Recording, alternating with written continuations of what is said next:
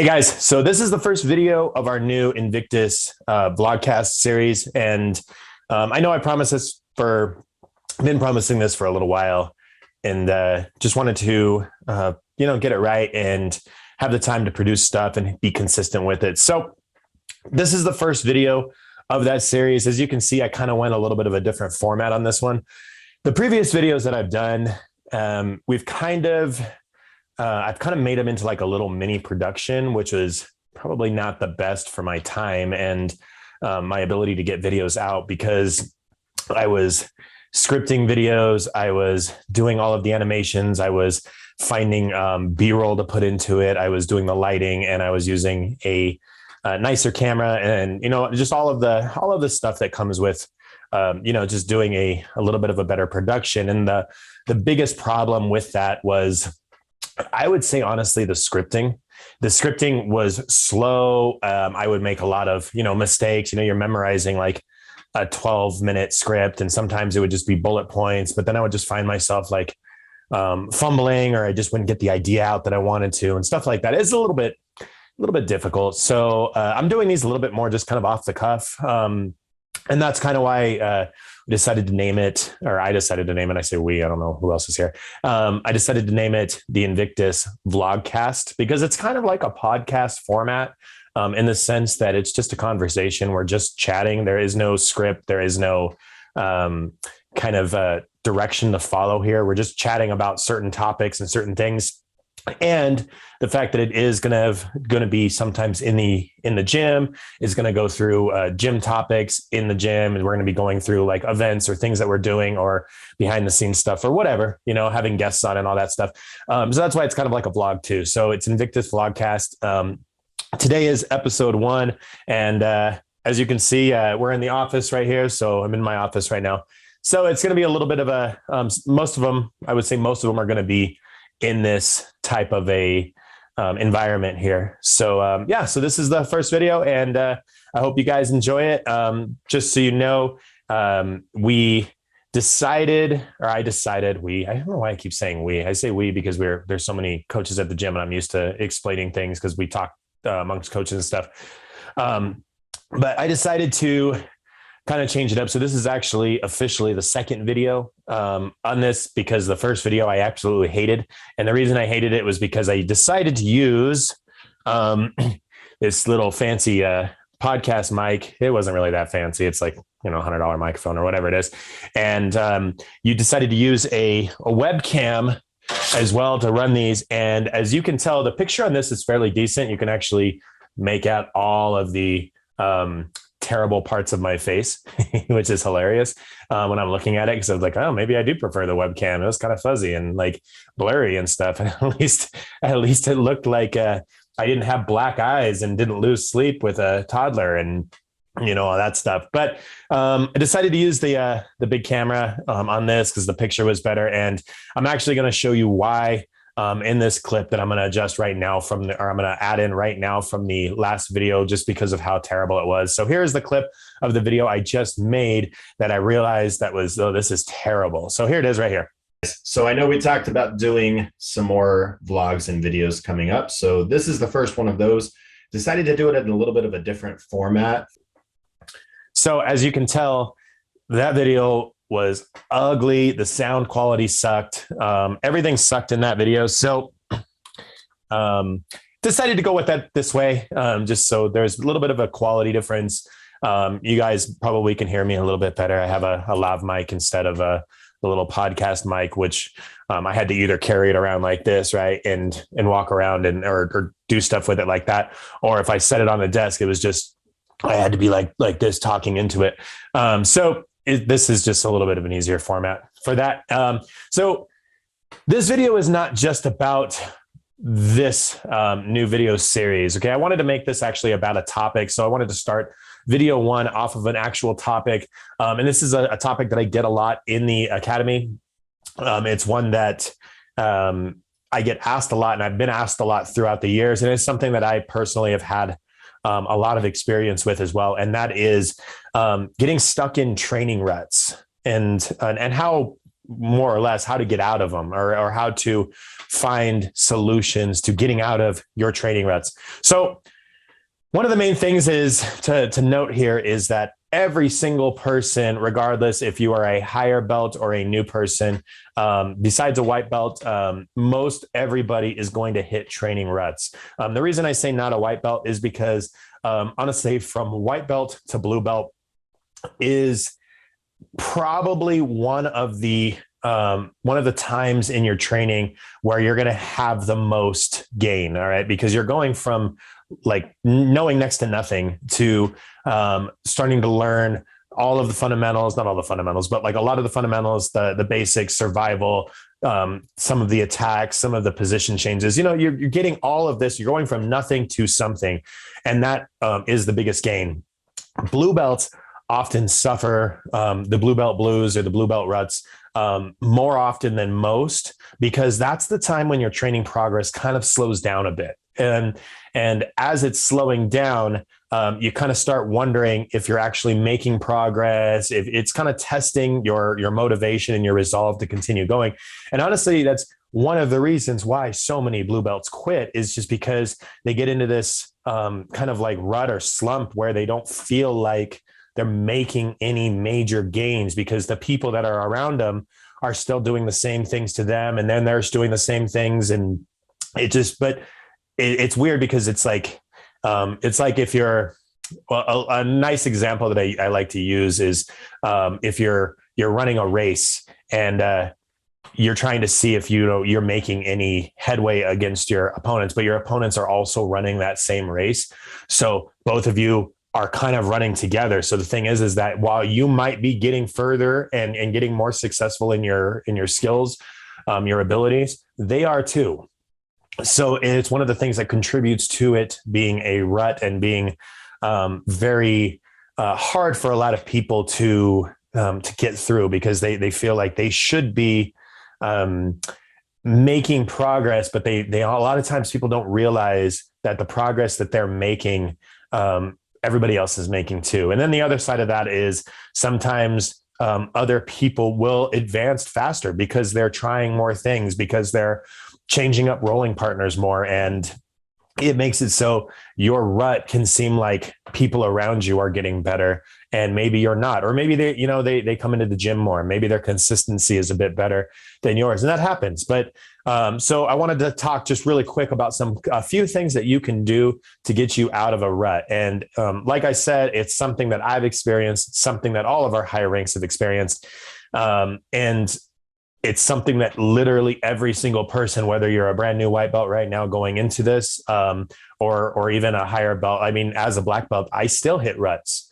And there's just certain things that we have to do to make it so we get out of those ruts. And then, the more times that you're in ruts, the more that you can kind of navigate it to get yourself back onto a pathway of progress. But first off, I just have to say real fast, ruts are kind of a good thing. All right. I'm not going to say they're a good thing in the fact that you're going to enjoy it. Nobody enjoys it, but it's a good thing in the fact that it tests you to look at what you're doing, your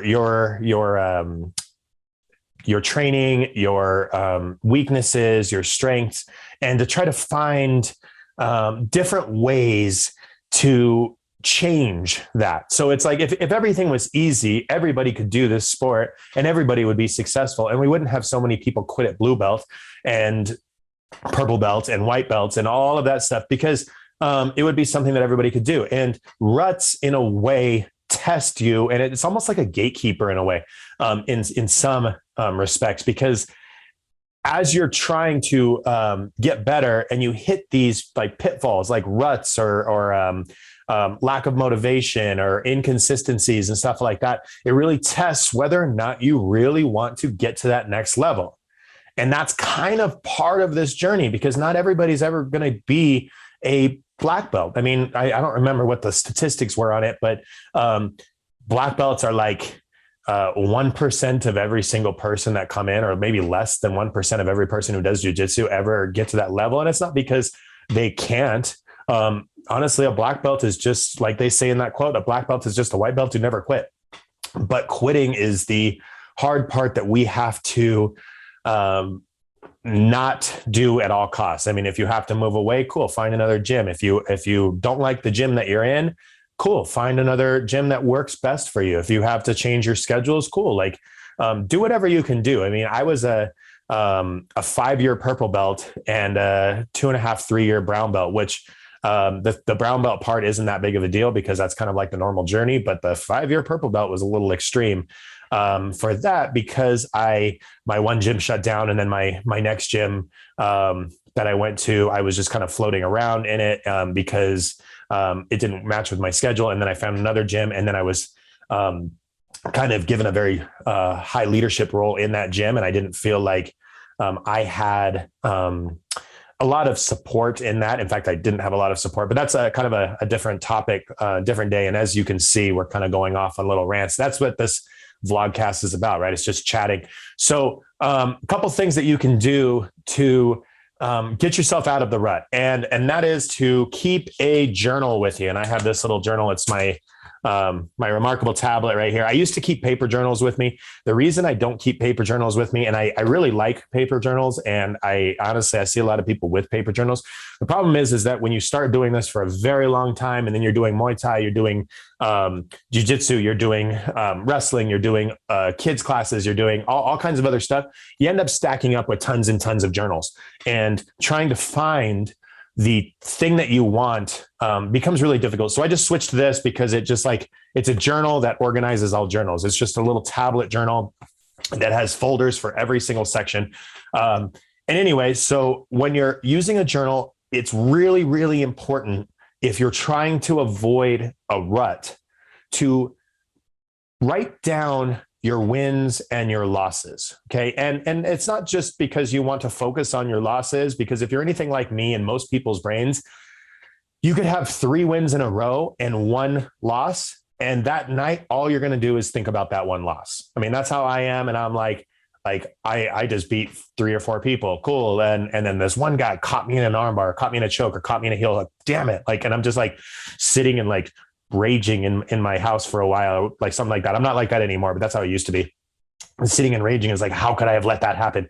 I need to improve. I need to study this. I'm going to get on and I'm going to find videos on how to escape that and how to avoid that. But the problem is that if you only focus on the negatives, even if you have a lot more positives than negatives, you'll always feel like you're in a slump or in a rut, because the only thing that your brain kind of clings to is the negative. We're wired that way. So a journal focuses your attention on your wins and your losses. It kind of like gives you a little bit of a self audit, right? So because you're looking at it and you're like, all right, I did these 3 things really well. I didn't do that one really well, but I know that I can fix that on the next roll. So it gives me kind of a pathway, right? So if, for example, 3 days in a row of training, or 3 training days in a row, maybe not 3 days in a row, 3 training days in a row, when you journal it and you notice like, hey, certain person or certain people, certain levels are always catching me in this position or this choke or whatever, then you kind of have a pathway, right? So you kind of understand, you've been a little bit more empirical with your measurements to understand, hey, this is where I should be kind of focused on. And then you can, come to a coach, you can come to one of the higher ranks and be like, hey guys, like I'm getting stuck in this all the time. What do you recommend to try to get out of this, or to try to prevent this? And then, we'll give you some feedback, and, my feedback may work really well for you. It may not. And then you might go to one of our other coaches and their feedback may work better for you. And it's cool to ask many different people or many different training partners and figure out which ones are going to work the best for you based on body type, based on skill level, based on, whatever.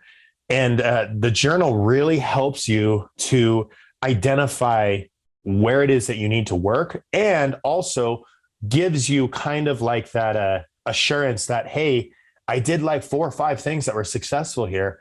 Be proud of that, because you should honestly count your successes and praise yourself for your successes. I am one of those people that just does not credit myself for my victories and my wins. And it's something that I've had a problem with my whole life. And it's something that once you start doing more and more and you kind of make it a habit, you start feeling a lot better about your progress and about your position in whatever it is you're doing. And that doesn't even just include jiu-jitsu or Muay Thai. That's everything. It's like the more that you record your wins and praise yourself and give yourself credit for things, the more that you'll feel better about things. Because like they say in the one quote, I know I'm quoting a lot of quotes in here and stuff, quoting a lot of quotes.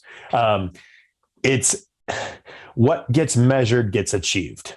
And it's something that if we aren't measuring it, if we're not writing it down, if we're not analyzing it, you're going to go in every single day and every single time you start training, and it'll be like the last day didn't exist, because you're like, oh, I got smashed by this person again. Oh, the next day. Oh, I got smashed by this person again. Oh, the next day. Oh, I got smashed by this person again. Why are you getting smashed by them? What do you need to change? What have you fixed? Where are you being more successful? Maybe the last 2 times that they were better than you, it took them longer, and that's a win for you. That means you're on the right track. That means you're getting better. But if you don't write that down, your brain doesn't register, oh, it was harder for them.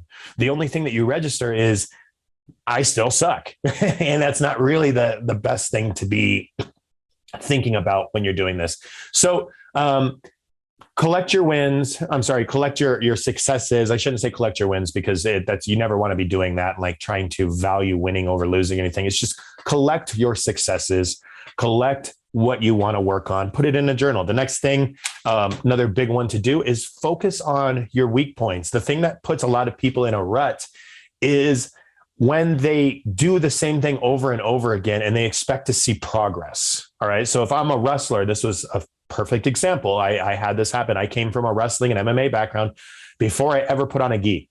And my coach told me, he goes, Rick, your guard sucks. And it's just anytime you get put on your back, all you do is just rely on wrestling to try to scramble and power your way back up to get on top so you can use what you're good at. And he said, if you want your next belt, I believe it was blue to purple, I think it was blue to purple, or maybe it was like a few stripes into blue or something like that. He told me, it's like, you can't get your next rank until you just fight off of your guard. So that means that anytime you are on top of anybody, or you reverse or sweep anybody, you better grab them and you better pull them back on top of you, and you better continue working from the bottom, because you're never going to get better unless you force yourself to be in a position that you do not like. And sometimes we have to do that to ourselves. You'll notice that, like, hey, I'm always going for the same moves. I'm always using the same pathways. I'm always trying to do the same things. And it works on people. Well, that's cool, except for the fact that people are going to catch on, and then it's going to stop working on people, and they're going to be getting better because they're finding ways around your tools. And you haven't been adapting your tools because you've been using the same tool over and over and over again because it's been successful. As soon as it stops being successful, you're going to be back at square one of, oh crap, I'm losing to everybody because the only tool that I've ever used, they all have an answer for, right? So make sure that even if you are being very successful at one thing, you don't rely on that. In fact, if you're very successful at something, stop doing it. All right. I mean, it's cool to do it in a tournament. It's cool to do it in self-defense. It's cool to do it when you absolutely need it. But there's going to be times when you have to change it up and you have to do something else. And if you don't prepare yourself by training those other things, it won't ever be there for you to use. And then you're going to be stuck underneath somebody who just stopped your one, like golden gun from 007 GoldenEye, your golden gun move, and your golden gun move all of a sudden doesn't work anymore. And you're like, oh crap, I put all of my eggs in the golden gun basket and there is nothing left for me to do to this person.